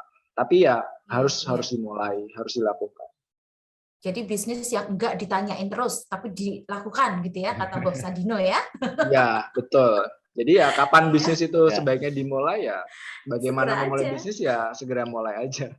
Betul. Nah, Pak Iwan dan juga Mas Radit, saya mohon izin dulu untuk menyapa para partisipan ya, yang ternyata semakin siang semakin sore ini banyak nih yang join ya. Tadi 30-an, tadi saya lihat sempat ada 47, ini 44. Wah, luar biasa ya. Boleh kita kasih tepuk tangan buat para partisipan ya yang masih terus bertahan dengan fokus dan semangat mereka. Saya kok percaya ya, apa yang dibagikan sama Mas Radit dan nanti juga Pak Iwan juga akan bagikan juga ini akan membekali kita untuk lebih optimis gitu menjalani masa-masa pandemi atau pasca vaksin ini ya, karena selalu ada harapan baik pastinya.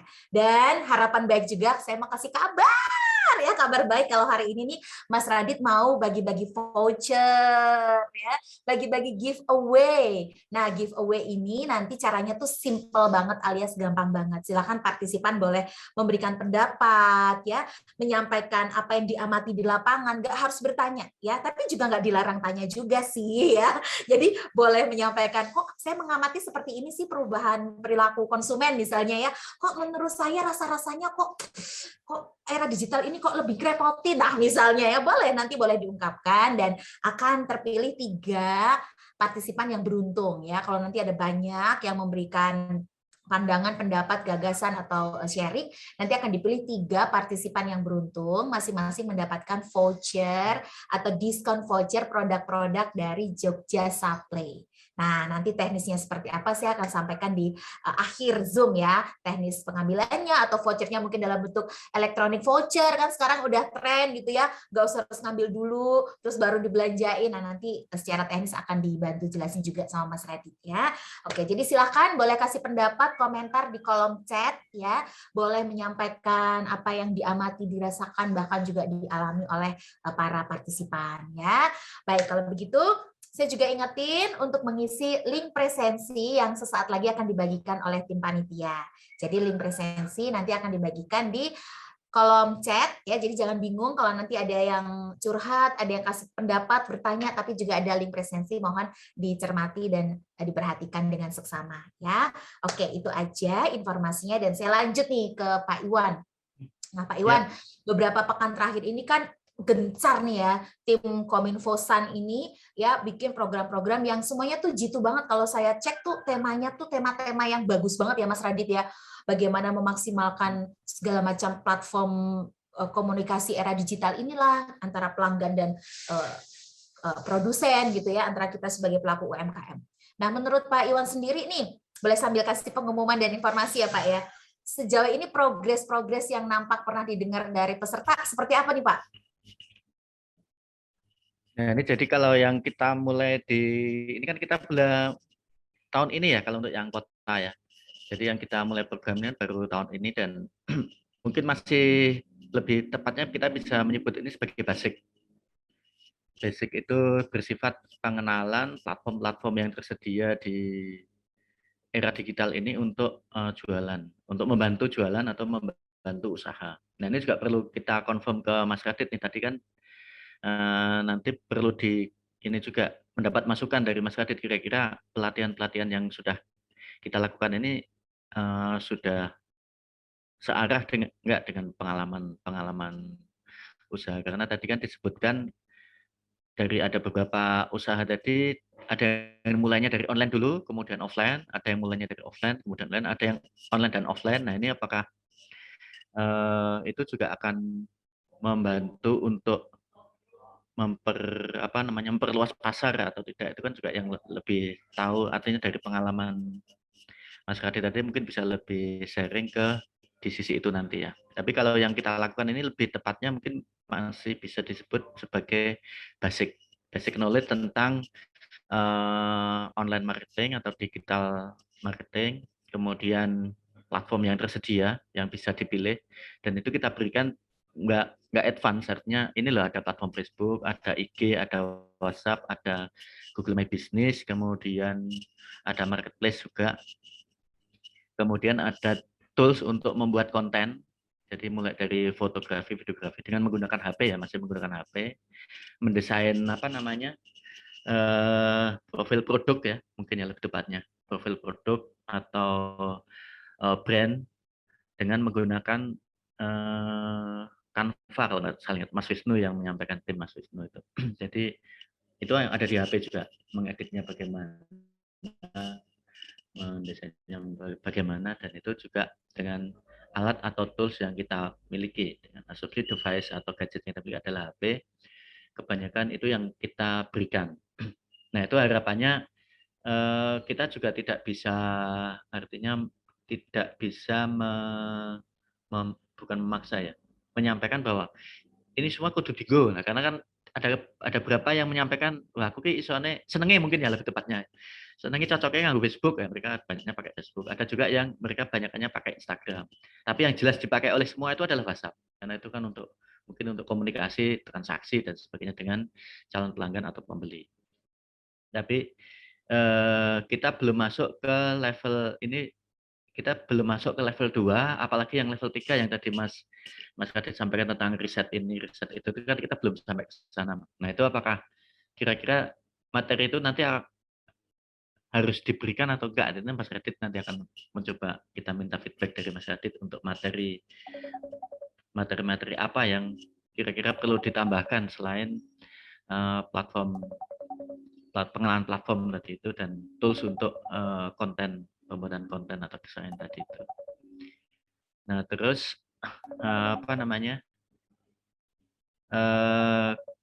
aspek lain seperti tadi manajemen keuangan, manajemen SDM tadi ya, kalau saya nggak salah nangkep kan, kita bisa mengelompokkan yang tentang restrukturisasi, itu kan manajemen SDM ya. Itu kita belum. Mungkin karena itu bukan di ranahnya Kominfo ya, jadi itu di ranahnya Dinkop UKM mungkin yang lebih tepat kalau sampai ke aspek manajemen UKM-nya itu. Nah, kalau yang kita fokusnya lebih ke tools untuk masuk ke digital marketing atau online marketing tadi itu. Nah, itu yang pernah kita berikan, dan mungkin ini kan menjadi program nanti Pak Tri dan Mbak Dewi mungkin yang akan menyampaikan apakah ini akan menjadi program terus-menerus setelah tahun berikutnya dan tahun berikutnya. Ini kita, karena ini tahun ini mungkin bisa disebut apa ya, pilot project mungkin ya. Pilot project, kita coba deh yang udah diberi wifi publik ini kita beri tambahan untuk pemanfaatannya. Nah, ini nanti kita akan ditinjau coba ulang lah ya, melakukan Pak Iwan, evaluasi. Kita akan di evaluasi. akhir tahun ini akan ada evaluasi sejauh mana efektivitas, kemudian kemanfaatannya dan dampaknya seperti apa. Nah, ini masukan-masukan dari pelaku yang udah lama nih seperti Mas Radit, kemudian kemarin dari teman-teman di Fabak ya kalau nggak salah ya, sama besok ada dari kuliner, kemudian ada yang dari batik, itu kan kita akan bisa nanti mencocokkan macam-macam apakah yang berarti kita ya Pak lakukan Iwan sudah ya. betul. Para narasumbernya kalau hari ini nih Mas Radit tadi fokus Horeca ya kan, hotel, restoran, kafe. Kemudian sebelumnya tuh Diva Bike tuh ojek online buat teman-teman yang difabel. Terus nanti ke depan kasih spoiler dong Pak Iwan, nanti siapa-siapa aja rencananya bakal dihadirin. Sharingnya itu ya masih ada dari sisi batik itu mungkin kerajinan lokal ya. Batik, kemudian ada kuliner itu yang udah cukup jalan juga, udah cukup lama. Iya. Itu kebetulan Aha. teman kuliah dulu yang punya juga. Jadi saya kira juga itu akan banyak insight yang mereka sampaikan, Jadi mereka beragam bagi. lah ya dari para Yang pelaku usaha di iya lapangan ya. betul. Aha. Itu bisa menjadikan salah satu apa namanya sudut pandang Sudut kalau pandang. kita sudah bisa ini bisa itu ya sudut pandang kalau dari pelaku usaha yang sebenarnya sudah sekian tahun ini Langsung pasti ada insight ngelakoni. ya pengalaman itu. Jadi nggak jarkoni ya Pak Ya Iwan ya. jatuh bangunnya gitu. Ujar Ya Raison kalau lakoni. iya, Tapi kalau cari saya yang memang sebagai benar-benar pelatih kan sudah melakukan. memberi materi pelatihannya lebih banyak ngomongnya, Betul. Oke Pak Iwan, lebih banyak ngomong saya dengan mohon materi izin ini. dulu nih Pak Iwan. Iya, Tadi kan ada saya kira satu itu mungkin Mbak pertanyaan. yang di Pak yang Iwan, saya mohon izin. Tadi kan ada yang ya ditanyakan ke Mas Radit ya. Kira-kira ya apa sih yang dibutuhkan selain materi-materi yang pernah dikupas atau diangkat di UMKM Go Digital? Adakah mungkin saran sebagai pelaku usaha yang sekarang makin banyak yang dirintis Mas Radit gitu. Nah, apa nih Mas topik-topik apa yang ini juga sebetulnya sangat dibutuhkan sama teman-teman UMKM. Ini saatnya Mas Radit menjadi penyambung lidah. Oke, monggo Mas Radit. Matur nuwun Mbak Magda. Jadi Pak Iwan juga intinya bahwa yang sudah diberikan pelatihan-pelatihan selama ini oleh teman-teman dari dinas kepada pelaku UMKM. Pelatihan-pelatihan itu di tim kami itu masih juga menggunakan gitu.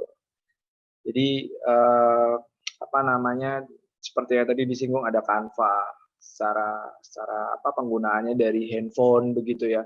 Itu tim kami pun juga masih ada yang menggunakan. Jadi semuanya apa ya sesuai kebutuhan lah. Jadi ada yang desain produk itu yang kami ciptakan dari handphone di saat handphonenya lagi di-charge gitu ya bahasa kasarnya itu juga kami masih lakukan gitu loh. Jadi yang lebih advance lagi dari laptop, dari PC, dari yang tidak berbayar, dari yang berbayar, bahkan kita itu ada berlangganan untuk bisa dapat desain begitu ya di bisnis fashion kami. Itu ada yang berbayar, ada yang tidak. Jadi ada tuh salah satu apa namanya ya, salah satu developer ya, design developer begitu ya di luar negeri, tetapi memang situsnya bisa kita akses.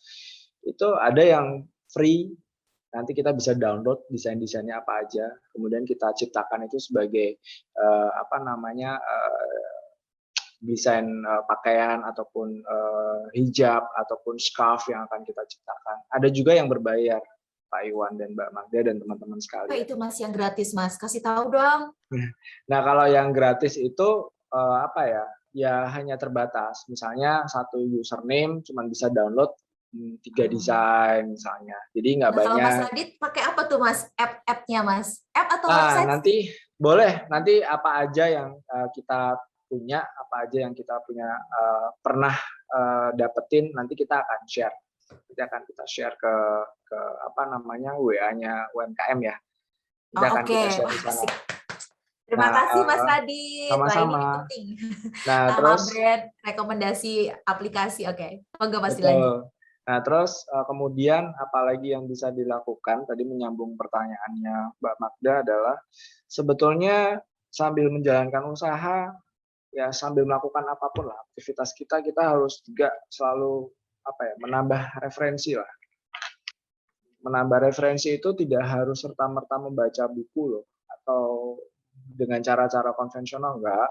Misalnya kita aktif aja cari informasi, oh ini ada workshop tentang ini, oh ini ada pelatihan tentang ini. Apalagi kan sekarang udah nggak perlu offline ya. Jadi kalau offline kan harus datang ke kota tertentu, ada akomodasinya segala macam, semuanya kan bisa online. Ada yang berbayar, ada yang tidak. Nah itu sering-sering aja diikuti. Kemudian dicatat apa yang didapatkan, kemudian coba diaplikasikan, diterapkan. Hal yang sederhananya ya coba dimulai, karena dengan dimulai kan kita jadi tahu, oh ini kendalanya di sini, oh ini resikonya di sini, oh ternyata produk sabun lokal yang kita buat itu nggak cocok ya buat masyarakat Jogja. Setelah kita tawarkan buat market Jogja kok nggak masuk. Coba deh market Boyolali kayak gimana. Nah itu kan nanti akhirnya kita punya guidance ya, mana yang oke, mana yang nggak oke. Ini aku jadi tiba-tiba inget loh Mas Radit sama prinsip ATM loh. Siapa tahu di antara para partisipan ini yang lihat Mas Adit dari awal tuh langsung, iya ya, amati, tiru, modifikasi. Gak menutup kemungkinan juga ya Pak Iwan ya, ikut acara semacam ini terus dapat inspirasi, dapat aha moment kira-kira gitu ya. Dapat aha, kenapa enggak? Modal 1 juta Mas Radit bisa loh. Berarti saya kalau mau coba dengan modal ATM tadi, amati tiru modifikasi ya, besar kemungkinan bisa lah gitu ya. Oke, baik Mas Radit, Pak Iwan. Tadi saya ingat banget loh sebetulnya slide-nya Mas Radit itu belum tuntas tas ya. Masih ada 2-3 tentang jalankan strategi marketing in crisis tadi loh, Mas Radit, bener kan? Nah, kita percepat aja Mbak. Tolong dong dibagiin. Ini sudah ada beberapa komen masuk. Sambil nanti saya pilih siapa yang bisa dapat giveaway ya. Oke, Mas Radit, Pak Iwan, ya. Monggo. Ya. Nah, jadi yang keempat ya, berarti sisa 2 lagi. Yang keempat ini bisa didengar Bapak Ibu? Aman Mas, bisa. Iya. Jadi yang keempat ini adalah periksa kembali cost expenses dan tetapkan skala prioritas. Jadi setelah kita mencoba untuk mendesain, merencanakan, riset, kemudian kita mulai akhirnya menawarkan produk berjalan, kita lihat kembali nih pembukuan kita. Nah, oh ini bisa di saving, oh ini perlu dilakukan, ini nggak perlu, ini bisa ditahan. Untuk pengembangan produk, oke, bisa ditambah, tapi hanya beberapa produk, yang ini enggak.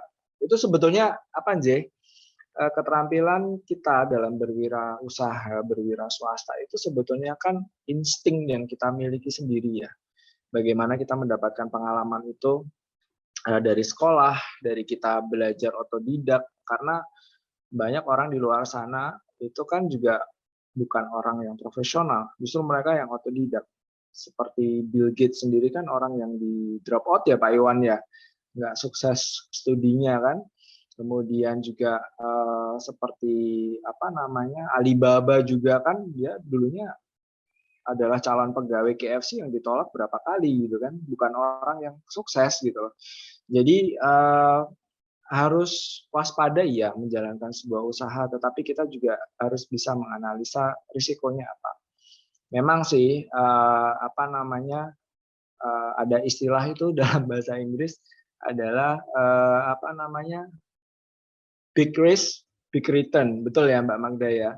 Jadi tapi kita juga nggak boleh selalu berfokus pada big risk, big return. Kita harus mulai dari hal yang sederhana. Lihat aja sekeliling kita. Oh ternyata kalau kita ngelihat di kiri kanan kita itu kan ada yang pakai apa tanaman itu kan ada pakai pot pada pecah. Gimana yang nyiptain sebuah pot yang nggak gampang pecah dan terjangkau. Nah itu kan bisa jadi ide. Hal yang sederhana. Cost expenses dan tetapkan skala prioritas itu penting ya. Kemudian redesign bisnis plan Anda ke depan dengan mempertimbangkan penelitian, permintaan pasar, performa penjualannya, kemudian forecast, kira-kira besok orang masih suka gorengan lagi nggak ya selama 2 tahun lagi? Oh ternyata nggak, sukanya kembali lagi nih ke trennya orang bakal suka 2 tahun mendatang adalah jajanan pasar. Nah itu kita menganalisa aja sih, kira-kira seperti itu kita harus coba untuk jalankan. Kemudian terakhir risiko. Nah ini dari semuanya ini penting, tapi yang paling penting adalah bagaimana kita punya rencana. Jadi produk atau bisnis yang mau kita jalankan itu rencananya apa? Seperti yang tadi sudah disinggung, kalau berhasil bagaimana, kalau nanti gagal bagaimana, pertanggungjawaban psikis kita terhadap produk-produk yang gagal ini gimana, nah itu mohon dipertimbangkan. Di apa ya, dielaborasi lagi lah kira-kira apa sih yang bisa diperbaiki dan tidak perlu diperbaiki. Karena nggak semuanya loh harus diperbaiki, ya kan Mbak Magda. Kalau misalnya sesuatu yang tidak bisa diperbaiki, ya kita jangan pusing. Bahkan ada di salah satu film Hollywood itu kalau nggak salah judulnya Burn, itu kan tentang bagaimana menjadi seorang chef yang handal ya. Ketika dia trial and error makanan, yang nggak akan sayang dengan makanan yang nggak sempurna, buang. Mending bikin lagi, ciptain lagi, sampai berjam-jam kemudian akhirnya jadi makanan yang perfect. Di dunia usaha juga seperti itu. Oke, terakhir adalah seperti yang tadi kami singgung, perbanyak referensi mengenai dunia usaha. Mau dari pelatihan, buku, jurnal, kemudian biografi dari seorang entrepreneur yang sukses, itu semuanya sangat membantu. Dan yang tidak kalah penting dari usaha Jogja Supply selama ini, karena kami juga berfokus kepada amal sosial, charity. Jadi kalau boleh sharing nih Mbak Magda, Pak Iwan, dan teman-teman sekalian, jadi Jogja Supply itu alhamdulillah sampai dengan hari ini bisa eksis, bisa bertahan, dan bisa bernafas, walaupun Senin Kamis napasnya karena COVID ya. Jangan dong Mas, tiap hari bernafasnya. Jadi itu karena kami juga memprioritaskan bahwa kita tetap harus ingat, kita ini tidak mungkin jadi sesuatu kalau tidak karena sesuatu dan seseorang juga. Jadi Jogja Supply Group selalu menyempatkan diri setiap minggu menyisihkan revenue, beberapa pendapatan yang kami miliki kita sisihkan, kita kumpulkan, kemudian kita salurkan kepada yang berhak. Itu sih. Jadi kayak itu yang kita yakini bahwa ya semua usaha yang kita lakukan kalau hanya ikhtiar tanpa adanya doa, tanpa adanya kita berserah diri sama Allah, sama Tuhan, ya nggak akan ada artinya. Itu sih. Wah, Jadi ini kekuatan memberi. Kurang lebih itu Keren. dalam yang bisa matur pada kesempatan hari ini. Monggo untuk kritik dan sarannya, dan juga nanti kalau mau discuss lagi, kami sangat terbuka kalau masih ada waktu. Derek, demikian yang dapat kami sampaikan, Bapak dan Ibu sekalian, teman-teman pelaku UMKM. Mohon maaf kalau ada kekurangannya. Monggo bisa dilanjut. Baik Mas Radit, jelas kita lanjut Mas Radit. Ini masih ada waktu 10 menit, lumayan banget loh Mas Radit. Sebelum nanti kita foto bareng dan berpisah, ada beberapa tanggapan. Ini nanti Pak Iwan juga bantu merespon ya Pak Iwan ya. Ini ada beberapa yang sudah ngetik di kolom chat. Nah ini salah satunya dari Mas Wisnu Prima Diarta. Di era sekarang, pemasaran usaha lewat online atau digital itu sangat perlu, bahkan untuk memperluas pasar. Ada UMKM yang mampu menggunakan teknologi dengan baik, akan tetapi ada juga yang masih gaptek sama teknologi, ya alias ya tadi gagap teknologi. Bagaimana ke depan UMKM yang belum mampu menggunakan teknologi ini juga dapat memfasilitasi dan mampu meningkatkan kegiatan usaha? Nah, bagaimana gitu ya, yang belum punya atau yang masih gaptek itu gimana caranya untuk tetap bisa meningkatkan usaha, dan apa yang sudah mampu menggunakan teknologi posting sini sana tapi belum laku juga, itu juga ada Mas, udah posting sana sini tapi nggak kunjung laku. Apa yang harus dilakukan? Mungkin ada saran? Ya, silahkan Mas Radit. Oke, jadi ini kan ada 2 pertanyaan sih Mbak Magda ya. Jadi pertanyaan pertama adalah bagaimana ke depan UMKM yang belum mampu menggunakan teknologi juga dapat terfasilitasi sehingga mampu meningkatkan kegiatan usaha. Mungkin kira-kira seperti itu nih. Ya, harus mau. Jawabannya harus itu. Mau menyesuaikan diri. Harus ya, mau harus belajar mau. Ketika kita merasa teknologi. bahwa kita nggak bisa pakai teknologi, ya kita harus mau. Harus belajar. Kan kalau kita nggak mau, gimana caranya? Ya, tadi di slide-nya Mas Radit ada loh, bahwa teknologi itu adalah tantangan, peluang, betul ya? Betul. Kesempatan. Tadi saya baca tuh di slide-nya Mas Radit. Ini masih screen share nggak sih, Mbak? Masih screen share. Ini mungkin bisa saya buka ya. Nah ini ya. Jadi teknologi itu kan tren, kemudahan, dan juga tantangan. Tinggal kitanya maunya gimana kan gitu. Nah sekarang kalau misalnya benar-benar gaptek, terus gimana belajarnya? Gimana cara kita mengerti apa itu teknologi, ya kita kan bisa bertanya, setidaknya bertanya lah kiri kanan dari jaringan yang kita miliki, teman-teman kita, tempatnya di mana sih gitu kan, caranya gimana, sangat mudah lah. Jadi tinggal bagaimana kita mau apa enggak, itu sih. Jangan malu bertanya ya Mas, malu betul. bertanya sesat di jalan. Kemudian betul, kemudian pertanyaan kedua, sudah posting sana sini tapi belum laku juga. Nah ini saya kembali lagi kepada pelatihan yang diberikan oleh dinas.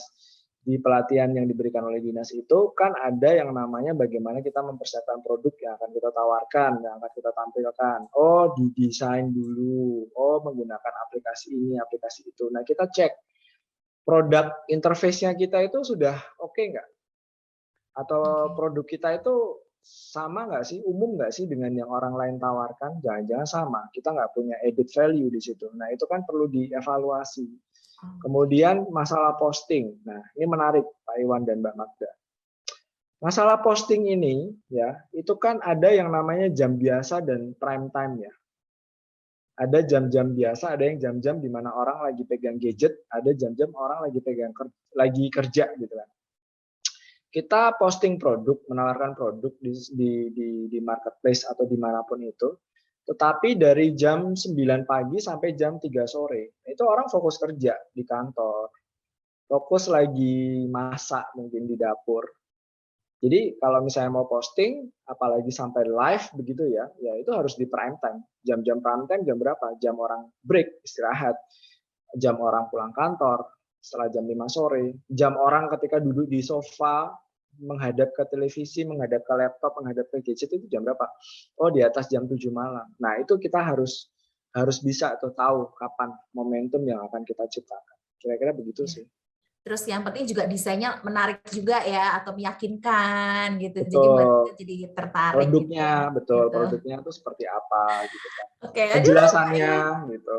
Kan iya, kadang betul. nampilin produk tapi ini produk apa sih, speknya apa segala macam kan itu juga harus clear. Ini saya belajar menyerap yang pelatihan kemarin diajarin. Iya, betul. Betul Pak Iwan. Jadi Mas Radit juga gitu ya. Jadi mempraktekkan gimana supaya postingan kita jadi closingan gitulah ya. Jadi betul. lalu ini ada pula, ya ampun cepet banget sih waktunya, udah pukul 14:50. Ya ini saya coba baca dengan cepat ya, supaya nanti untuk pemilihan giveaway-nya bisa cepat juga. Dari UMP, Mas Budianto, strategi apa yang paling tepat untuk pelaku UMKM dalam memperluas jangkauan pasar dan pemasaran, sehingga berdampak pada peningkatan pendapatan UMKM? Ini juga selaras mirip pertanyaannya dengan Mbak Ayu. Gimana cara bertahan di tengah pandemi dengan usaha rumah makan yang saat ini pandemi memiliki penurunan omset gitu ya. Apakah lokasi usaha yang jauh dari kota Jogja juga mempengaruhi sih hal ini? Nah, saya bisa berikan kesempatan ke Pak Iwan ya untuk berikan insight ya. Barangkali di pelatihan-pelatihan yang diselenggarakan hal ini juga sudah di-highlight. Monggo Pak Iwan. Jadi kalau nambahi atau mungkin memberi Menjawab juga taktik sih. mungkin ya, taktik yang dari tadi tentang gak iso Memperluas teknologi terus pasar. piye caranya ini yang tadi tambahin sedikit Ya. yang sebelumnya. Sama pertanyaan Ada yang barusan ya strategi Pak lain Iwan. tadi sebenarnya. Oke, siap. Ada strategi lain sebenarnya mungkin bisa menggunakan ponakannya atau anaknya atau ADE untuk yang bisa teknologi untuk memasarkan produk yang kita buat. Itu salah satu cara lain. Misalnya kita udah, waduh, wis gak tekan nih, nek dadak sinau ABCDE dengan teknologi nggak ngejar itu ya. Cari orang yang mau, mungkin tadi itu ADE ponakane, putrane itu untuk menghandle di sisi digital marketingnya tadi itu. Terus kalau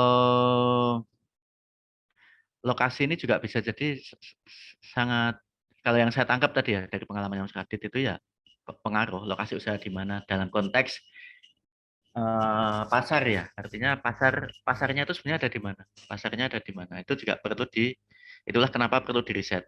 Kalau misalnya kita menggunakan teknologi yang tersedia, sebenarnya kan ada tools atau alat-alat untuk melakukan riset ini baik itu di platform Google, platform sejauh yang saya ketahui masing-masing platform itu ada tools atau fasilitas untuk membuat riset pasarnya. Jadi kita bisa ngeklik misalnya jualannya adalah bakso apa ya? Bakso atau mie ayam dan seterusnya, kalau makanan ini. Terus dessert tadi misalnya, itu sebenarnya ketika kita masukkan ke tanya Mbah Google, kemudian masuk itu ada alat untuk ngecek ini sakjane berapa sih respon orang yang nyari itu. Calon pelanggannya itu sebenarnya berapa, calon pasarnya itu berapa. Itu ada tools yang bisa kita pakai. Cuma kemarin kayaknya kita belum sampai ke sana ya. Jadi itu mungkin tools untuk riset menggunakan tools online itu sebenarnya mungkin masuknya ke advance kalau seingat saya ya di pelatihan, materi-materi pelatihan itunya. Materi pelatihan untuk UMKM-nya itu. Jadi Oke. kalau kita misalnya menggunakan platformnya Instagram, platform Facebook, itu ada tools riset di dalamnya yang bisa kita cek untuk melihat, termasuk tadi yang disampaikan Mas Radit, ini jam berapa tuh orang, Insight itu ada di bagian insight ya, ya kalau di sosmed itu. ini jam berapa sih Insight orang itu akun. banyak mencari. Ramainya jam berapa itu bisa kelihatan di tools marketing yang ada di dalam platform yang kita pakai. Kalau yang marketplace saya belum, kayak harusnya sih ada kalau marketplace untuk untuk merchant ya, untuk merchant atau untuk yang buka toko di sana itu seharusnya ada tools juga untuk melihat sebenarnya berapa banyak barang yang dicari itu apa gitu. Kalau di Google setahu saya ada. Jadi kita bisa ngecek dengan menggunakan keyword-keyword tertentu.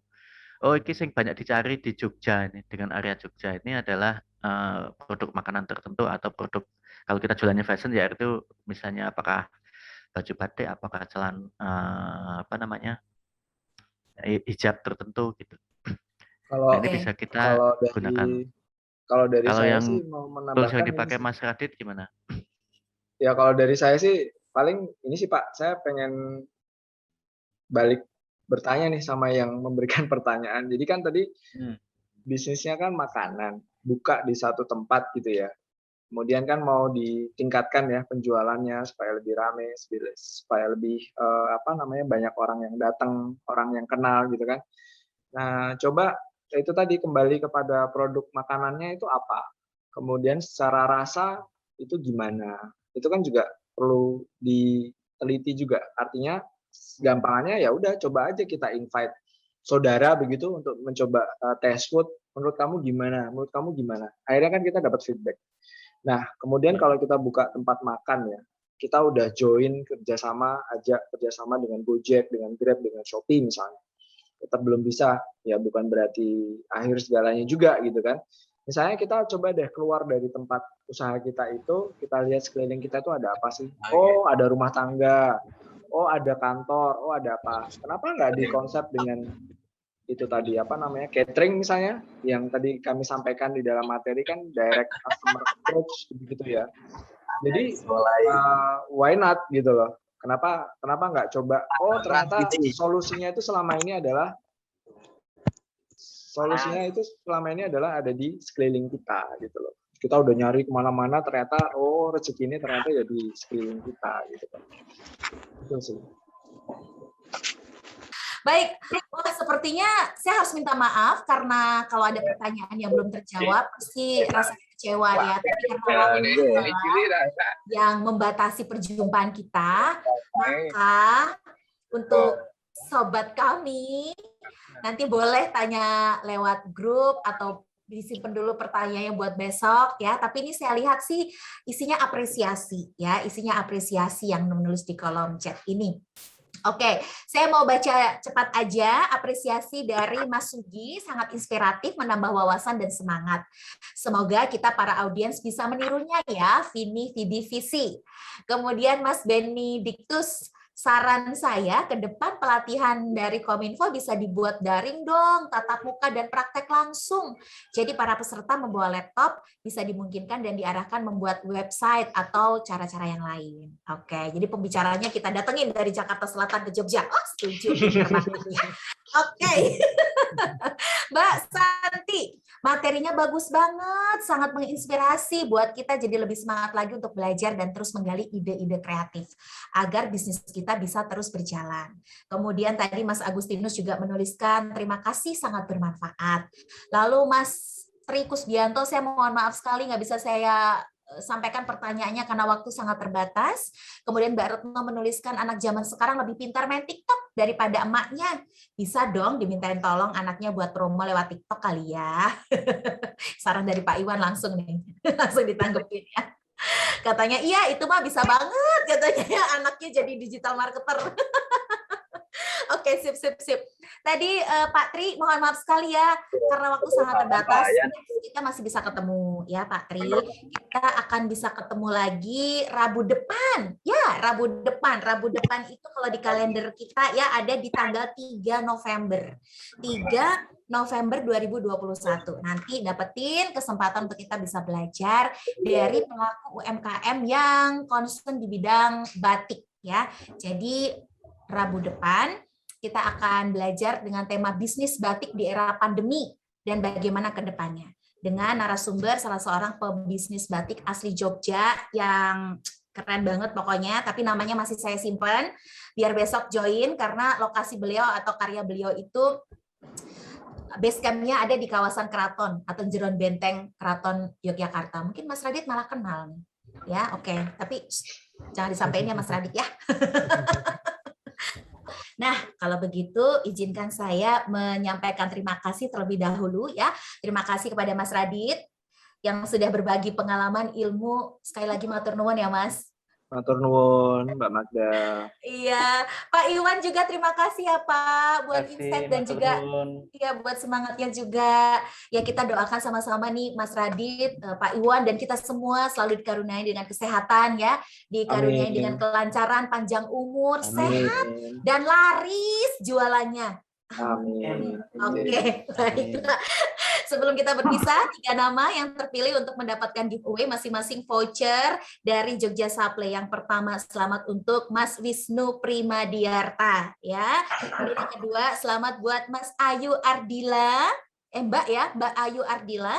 Yang ketiga, Pak Budianto. Saya ulang sekali lagi, Mas Wisnu Primadiarta, Mbak Ayu Ardila, dan yang ketiga Mas Budianto. Nanti akan dikontak oleh tim dari Kominfosan untuk teknis penerimaan voucher diskonnya ya. Pasti benar. Berapa persen Mbak Magda?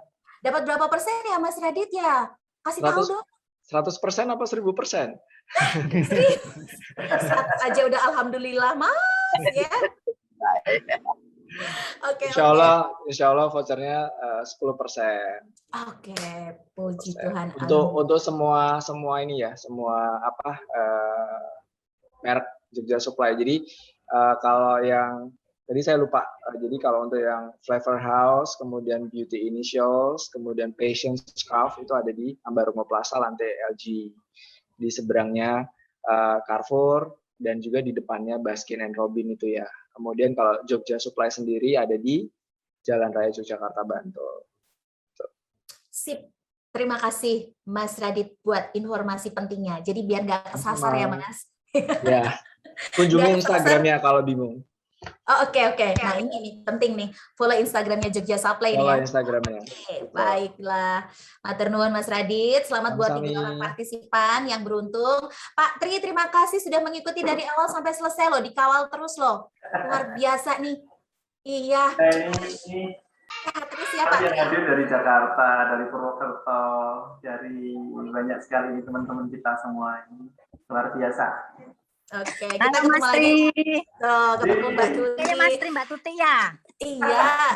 Saya ngikutin dari tadi loh Mas. Oh ini Bu Tuti. Dari Jakarta, tapi udah baru pulang Jogja. Baiklah. Baik Mbak Tuti, nanti dilanjut lagi ngobrolnya. Mohon izin saya mengakhiri acara siang hingga sore ini. Terima kasih untuk semua partisipan yang sudah bergabung. Jangan lupa isi link presensi, sangat menolong dan memudahkan untuk e-sertifikat. Saya Magdalena Krisinda bersama dengan panitia semua yang gercep, rapi, dan juga luar biasa. Tepuk tangan buat kita semuanya.